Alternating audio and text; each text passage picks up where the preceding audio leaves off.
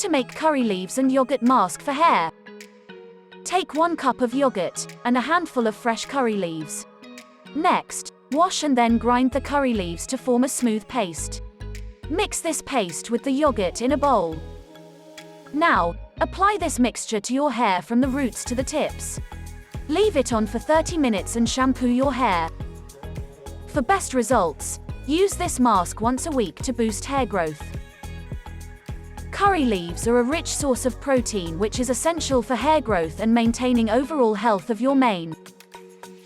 Plus, it has beta-carotene and amino acids which also work at reducing hair loss and help strengthen hair follicles, regenerate dormant follicles and regrow new hair.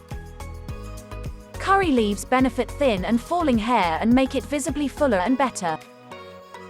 Hope you did get some value out of our today's video. If you really did, hit subscribe button, press the bell icon in order to get regular updates from our channel.